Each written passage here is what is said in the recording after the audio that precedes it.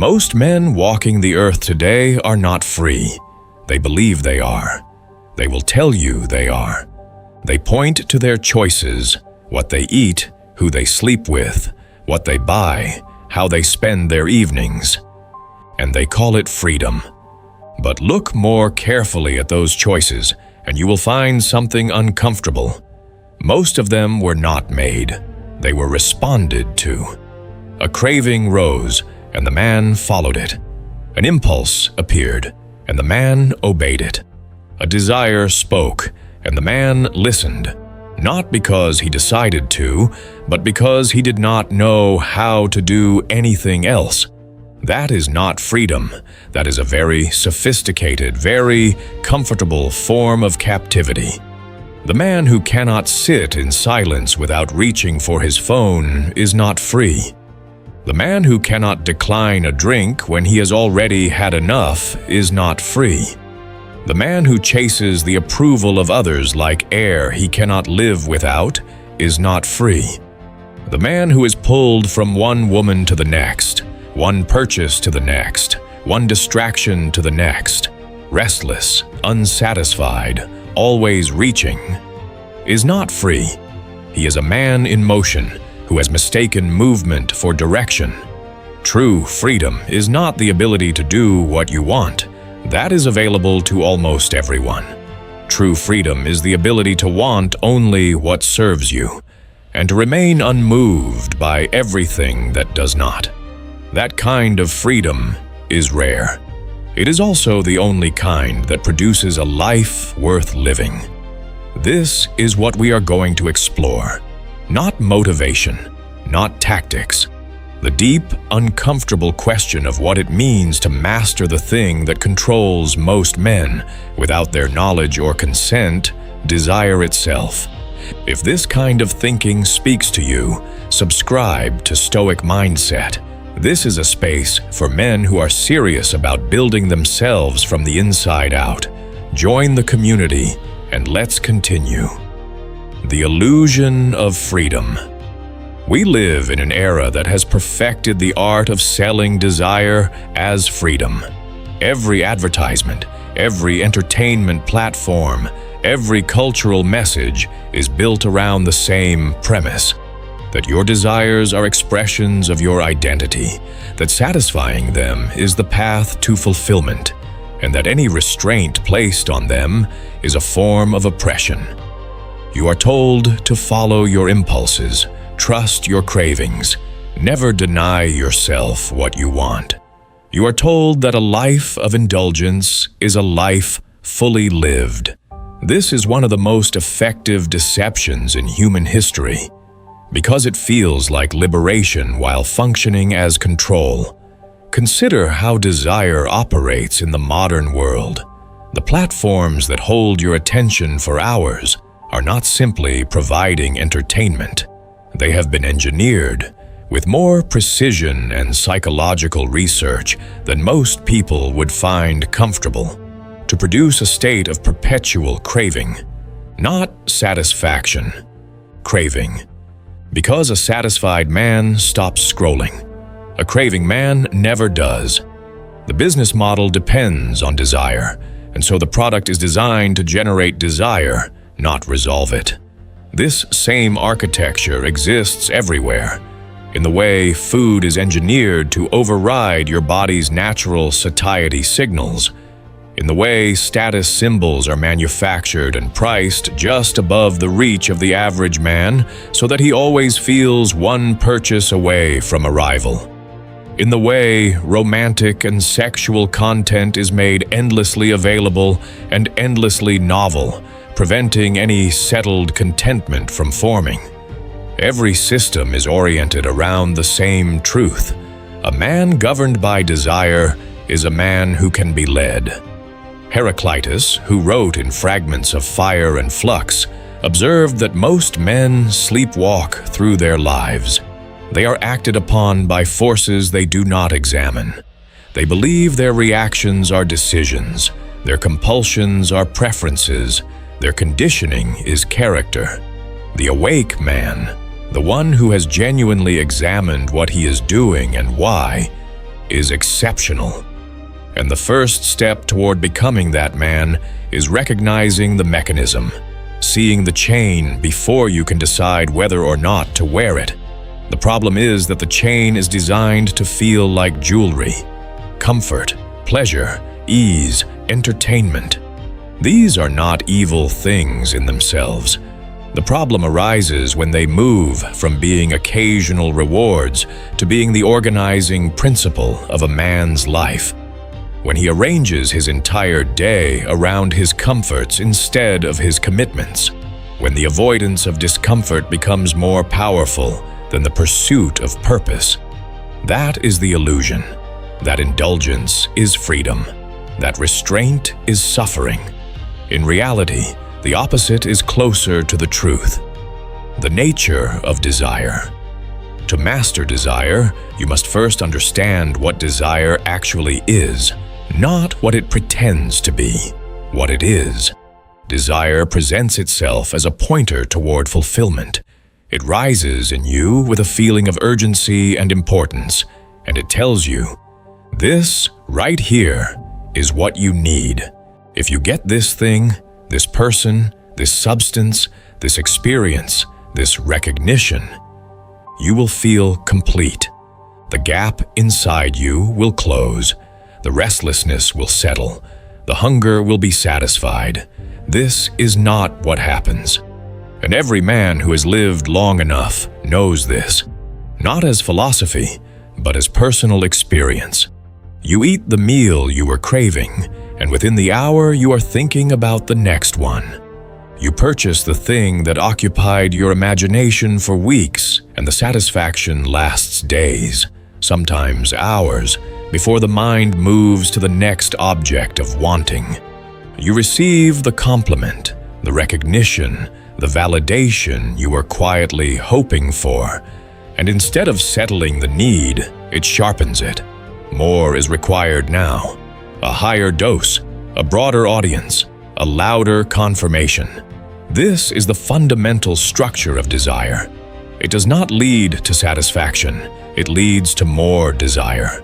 The satisfaction is always temporary, the craving is always renewed. And the man who does not understand this mechanism will spend his entire life pursuing. The feeling that desire promises but structurally cannot deliver.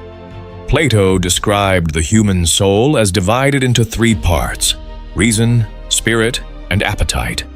Appetite is the seat of desire, the raw biological pull toward pleasure, comfort, and gratification. Left ungoverned, it is insatiable, not because the man is weak, but because appetite was never designed to be satisfied. It was designed to keep seeking. In the ancient world, that drive kept men alive. It pushed them toward food, shelter, reproduction. In the modern world, where those needs are met with little effort, the same drive attaches itself to whatever is available. And what is available is unlimited.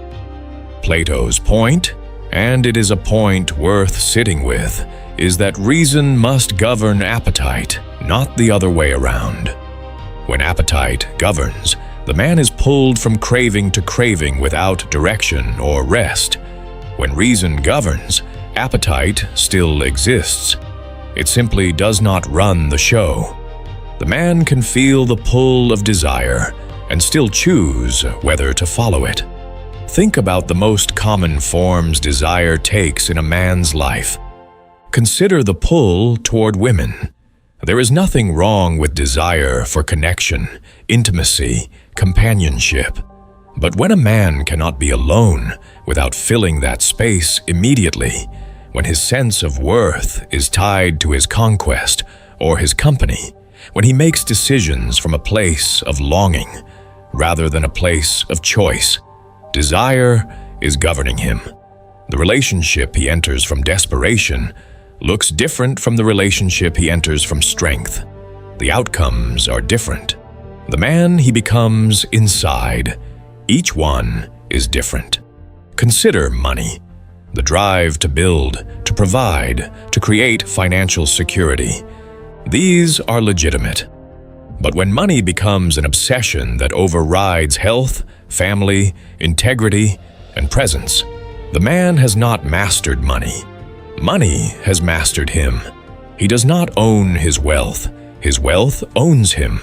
He cannot stop, cannot rest, cannot feel enough.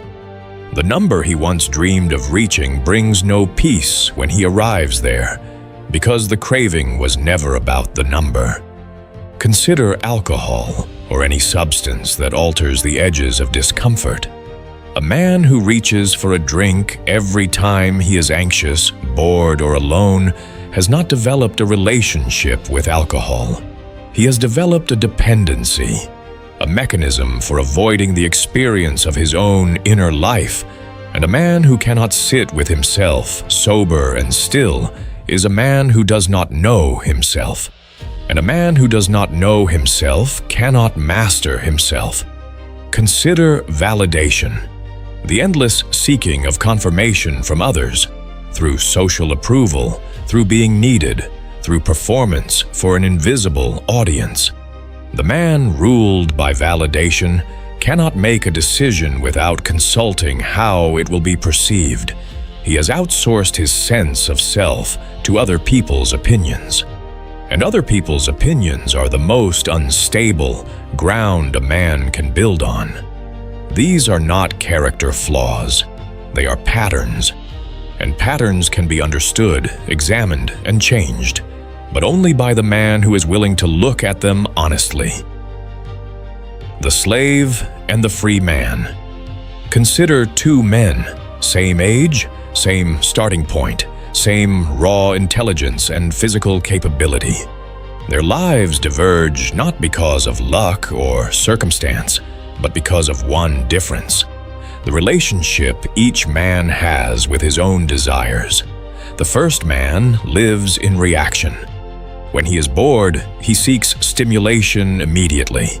The phone, the screen, the drink, the distraction.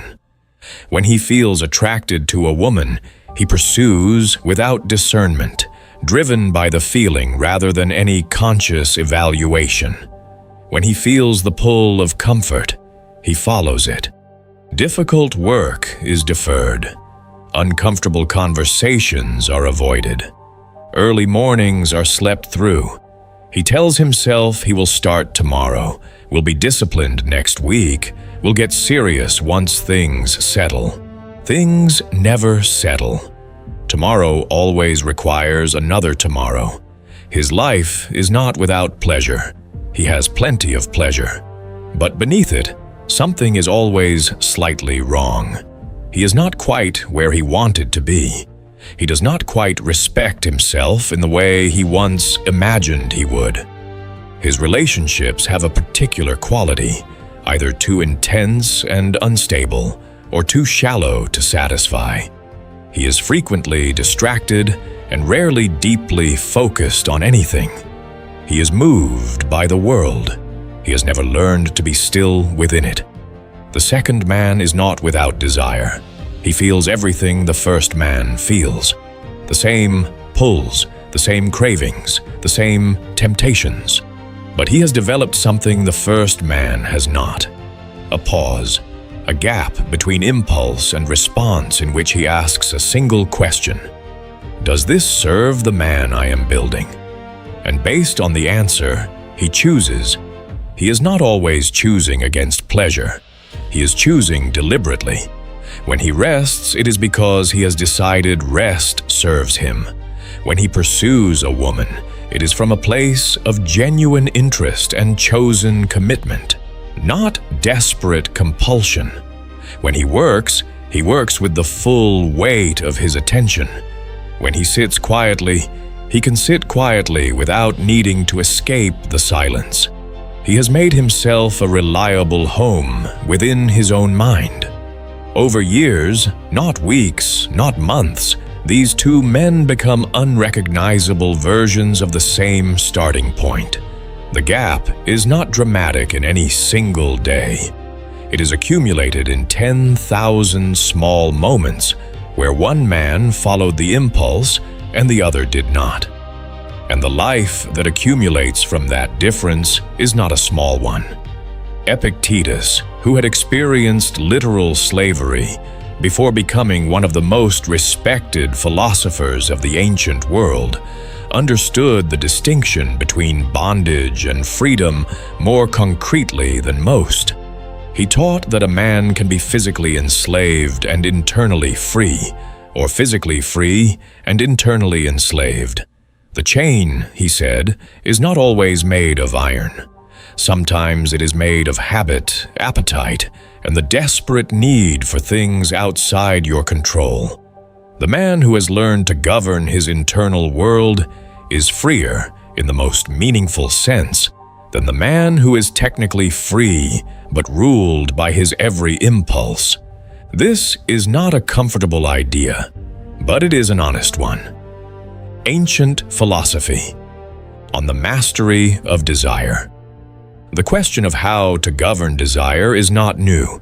It is arguably the oldest question in philosophy, and the thinkers who addressed it most seriously arrived at conclusions that are remarkably consistent across centuries and cultures. Plato's framework, as we discussed, begins with the structure of the soul: reason, spirit, and appetite. His argument was not that appetite should be destroyed. That is neither possible nor desirable. His argument was that reason should sit in the governing position, using spirit as its ally, to ensure that appetite serves the man rather than commanding him. When this order is reversed, when appetite runs the show and reason is employed only to justify what appetite has already decided, the result is what Plato called the tyrannical soul. The man who appears free but is the most enslaved of all, because he has surrendered his highest faculty to his lowest one. This is worth examining in your own life. Ask yourself honestly, in the decisions I make, which part of me is driving? When I scroll for an hour, is that reason's choice? When I eat past fullness, is that reason's choice? When I pursue something or someone I know is not right for me, when I spend money I had committed to saving, when I avoid the work that most needs doing, am I reasoning or am I rationalizing? There is a difference. Reasoning reaches a conclusion and then decides. Rationalizing has already decided and works backward to construct the justification. Most men, most of the time, are rationalizing. Aristotle approached the same territory from a different angle. Where Plato emphasized the structure of the soul, Aristotle emphasized the structure of habit. His insight was practical to the point of being almost modern, that we do not choose our character in moments of crisis. We reveal it. Our character is already built, or not built, in the ordinary moments that preceded the crisis. A man who has spent years feeding his impulses without examination will find in the difficult moment that impulse wins. Not because he chose it, but because he prepared for it through 10,000 small surrenders that he did not recognize as preparation. The inverse is equally true. The man who, in small moments and ordinary days, practices the discipline of choosing reason over appetite, who delays the gratification, holds the standard, remains steady, is building something.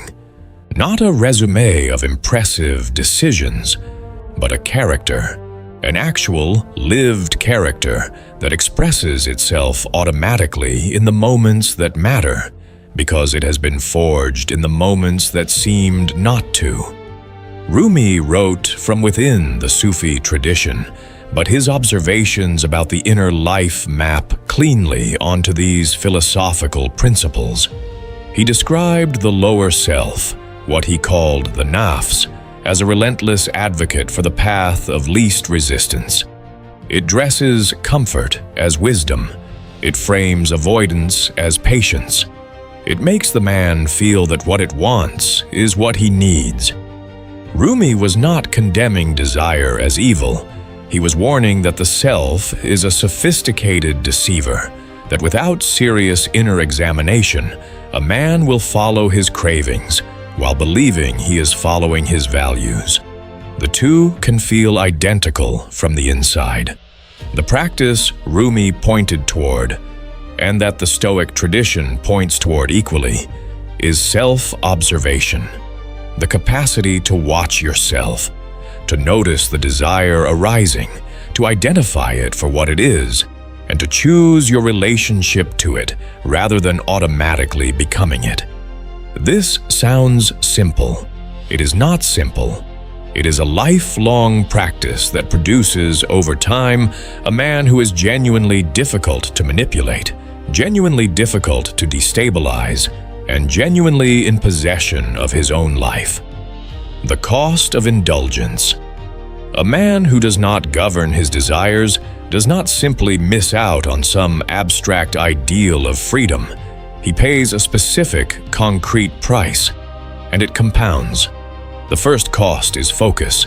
Desire is the enemy of sustained attention. Every craving that is habitually fed becomes a recurring interruption, a demand that pulls the mind away from whatever it was doing and toward the object of wanting. The man who has trained himself to follow every impulse finds, over time, that his attention is fractured. He cannot concentrate deeply.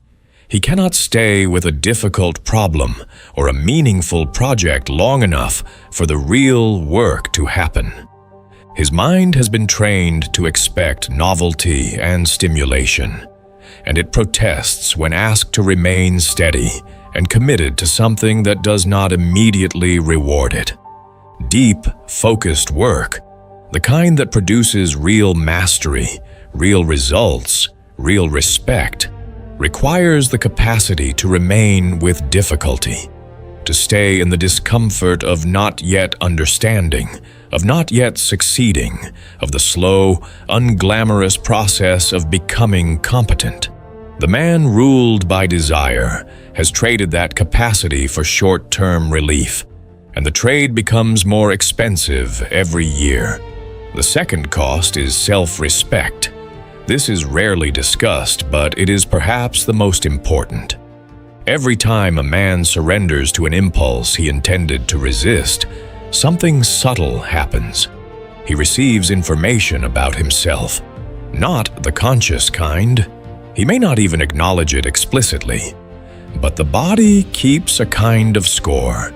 The accumulated evidence of small surrenders builds a quiet case that this man cannot trust himself, that his commitments to himself are negotiable, that the standards he proclaims are not the standards he lives by. This internal erosion is more dangerous than any external failure.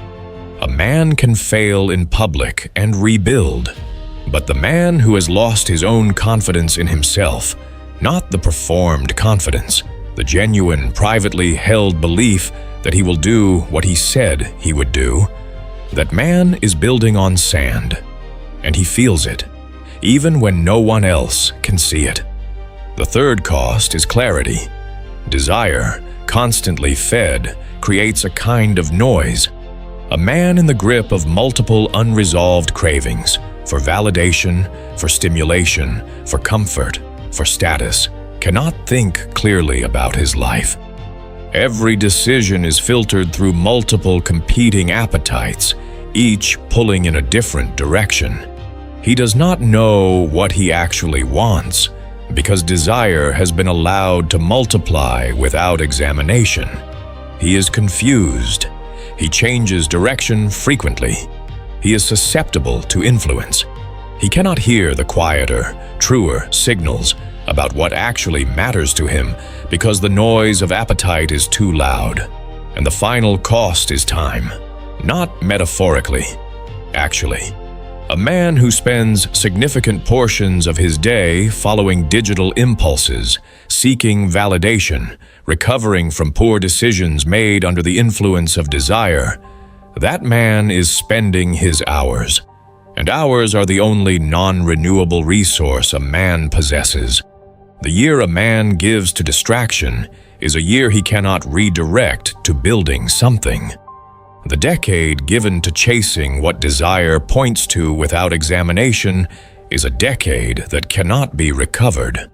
At some point in every man's life, there comes a moment of reckoning, when he looks at where he is and measures the gap between that and where he imagined he would be.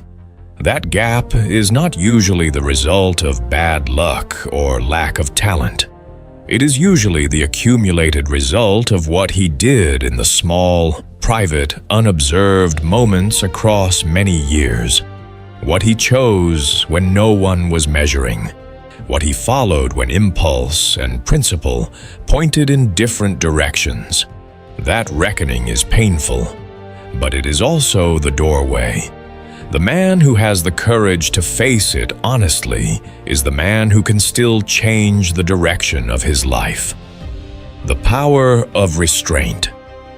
Restraint is not a diminished life. It is a concentrated one. This is the idea that most people miss because they have been taught to equate restraint with deprivation. But consider the actual experience of the man who has mastered his desires. He is not suffering, he is clear. His attention is not divided across a dozen competing cravings. It is directed. His energy, which in another man would be scattered across impulse and reaction, is available for the things he has deliberately chosen to invest in. The man who governs himself has more of himself to give to what matters. There is also the question of what restraint does to a man's relationship with experience. The man who eats whatever he wants whenever he wants eventually loses something subtle and important, his capacity to appreciate the meal. Because pleasure requires contrast. The thing that is always available becomes invisible. The man who has disciplined his appetite, who does not eat without attention, does not drink without occasion, does not seek distraction at every moment of discomfort, finds that when he does experience pleasure, he actually experiences it fully, with the whole of his attention. This is not a minor thing. It is the difference between a life that passes in a blur of stimulation and a life that is actually inhabited. Aristotle called this the golden mean, not the midpoint between two extremes as it is often misrepresented, but the point of excellence specific to each virtue in each context, applied to desire, not complete denial and not indulgence.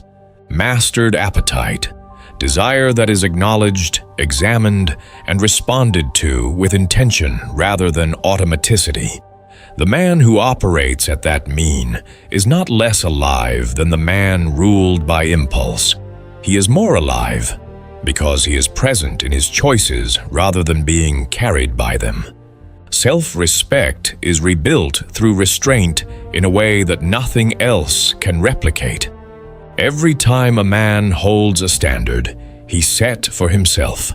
Every time the impulse rises and he observes it without following it, every time he chooses the harder and more purposeful action over the easier and emptier one, he is accumulating evidence of his own reliability.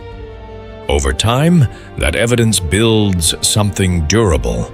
A man who trusts himself, who knows from experience rather than aspiration that he will do what he said he would do, that his word to himself is as binding as his word to anyone else. That quality, internal integrity, is the foundation of genuine authority, not the authority that is performed for an audience, the kind that is felt without being announced, the kind that other people sense without being able to explain why they sense it. A man who is the master of himself carries a particular stillness, a particular quality of presence. He is not easily moved, not easily manipulated, not easily diminished. He has nothing to prove and no craving that makes him vulnerable to those who would exploit it. That is power, quiet, unshakable, and available to any man willing to do the work. Practical application. Understanding. The philosophy is one thing, the practice is another, and the practice, by its nature, must happen in ordinary moments, not in grand gestures or dramatic transformations, but in the specific, unglamorous texture of a regular day. The first practice is observation. Before anything else can change, a man must develop the capacity to watch himself, to notice the desire arising before he has already followed it. This sounds obvious. It is not practiced. Most men experience desire and action as a single, continuous event. The craving appears, and the behavior follows without any conscious space between them. The beginning of mastery is simply the introduction of a pause. One breath, one moment of recognition. There is a desire, and I am not yet obligated to follow it. That pause, practiced consistently in small moments, becomes available in large ones. The second practice is delay. Once the pause is established, the next skill is deferral. Not suppression, delay. The impulse to reach for the phone can be delayed by 10 minutes. The craving for the food can be held for 30. The urge to respond immediately to a message, to make the purchase, to seek the validation. Each of these can be pushed forward in time. What this does, practiced regularly, is reveal something important. Most desires, if not immediately satisfied, diminish on their own. The urgency that felt absolute dissolves within minutes if not acted upon. This is information about the nature of desire. It is almost never as urgent as it presents itself to be. The third practice is the construction of standards. Most men live by default. They behave according to what feels natural in the moment, which is simply another way of saying they behave according to their conditioning. The man who governs his desires does not rely on the moment to make his decisions. He makes them in advance. He decides, when he is clear-headed and grounded, what kind of man he intends to be, what he will and will not do, what he will and will not allow, and he holds those decisions as binding when the moment of temptation arrives, rather than renegotiating them under the influence of the very craving he is trying to master. This is what Aristotle meant by virtue as habit. You do not decide in the moment of difficulty whether you are a disciplined man. You have already decided. The decision was made in the quiet planning, the private commitment, the standard held on all the unremarkable days before the difficult one. The fourth practice is to deliberately seek discomfort in small, controlled ways. This is not masochism, it is training. The man who makes himself occasionally uncomfortable, who takes the cold shower, who wakes up before he wants to, who sits in silence without entertainment, who fasts from something he usually consumes without thought, is teaching himself something essential: that discomfort does not require rescue, that the feeling of not having something does not constitute an emergency, that he is capable of sitting with want without it becoming need. This training is direct preparation for the larger moments when desire will present itself with greater urgency and higher stakes. The fifth practice is radical honesty about the true motivation behind desires. This requires the kind of self-examination that is uncomfortable but essential. When a man chases money obsessively, the question is not simply about money. The question is what the money represents, what gap it is supposed to fill, what fear it is supposed to silence. When a man cannot stop seeking validation, the question is not simply about approval. It is about what he does not believe about himself that he is asking other people to disprove. Desire is rarely what it appears to be on the surface. The man who looks beneath it, who traces the craving back to its origin, often finds something that can be addressed directly without requiring the endless pursuit of the external object. This is slow work. It does not produce results in a week, but the man who commits to it, who takes the long view, who plays the long game with himself, will look back across years and recognize that what he built was not a set of achievements. He built a self, an actual, coherent, stable self that is not at the mercy of the world's offers, not manipulated by what is available, not derailed by every rising impulse. That is a rare thing, and it is available to any man with the will to pursue it. There is an ancient idea that appears across multiple philosophical traditions, cultures, and centuries, and that is still true now as it was then. A man who conquers armies but cannot conquer himself has accomplished very little. A man who conquers himself has accomplished the most difficult thing available to a human being. The desire that rises in you is not your enemy. It is part of being alive, but it is also the test. Every time it speaks, it is asking a question. Who is in charge here? Who governs this life? Is it the impulse or is it the man? Most men, without realizing it, answer that question the same way every time. The impulse governs, the man follows, and he calls it living freely. But there is another way to live. Not harder, in the way that joyless discipline is hard. Clearer. The man who has learned to observe his desires without being commanded by them finds that something opens up in his life. A quality of space that was not there before. Space for thought, for clarity, for genuine choice. He is no longer pushed by forces he cannot see. He has named them. He has faced them. And having faced them, he is no longer afraid of them. Heraclitus wrote that character is fate, not the character we intend to have, the character we actually live, expressed in ordinary moments, accumulated over years. That character is still being formed, right now, in the small decisions that feel insignificant. In the moment the desire rises and the man decides once again who is governing his life, that decision is always available. It was available yesterday. It is available now. The man who makes it, consistently, quietly, without needing an audience, does not need to announce his freedom. He lives it. And that is the only kind of freedom that cannot be taken.